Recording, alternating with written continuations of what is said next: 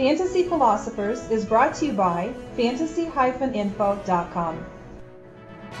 Last offseason, I kept talking up the fact that I really did not see Kerry Collins being able to hold the job all the way through this season. I thought last season was just kind of a swan song season, if you will, for Kerry in a starting role situation. He had kind of a dream comeback there for a little while.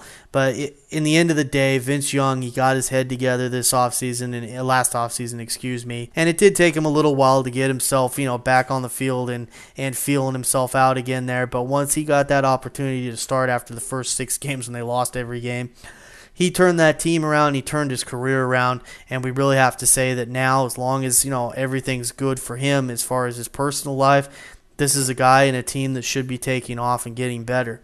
Kenny Britt's a nice young receiver. He still has Justin Gage and Nate Washington on the team. Bo Scaife, he's not really a fantasy tight end, too much to worth paying attention to, but he can make help, for Vince moving the ball down the field. I think for Vince, you really got to pay attention to how many, are you getting those nice points in the running game for quarterbacks? Because obviously he has those legs and he's going to get yards on the ground.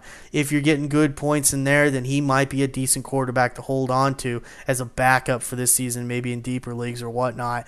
And other than that, again, there are some signs that show that this team is growing. Chris Johnson underneath catching the football, that's always a good added bonus for him as well. And so these are the things you want to keep in mind with Vince. For more fantasy football information, go to fantasy-info.com and sign up for our free e-newsletter. Good luck in your 2010 Fantasy Football League. As an added bonus, the Fantasy Info guys will include their 5 secret tips for success in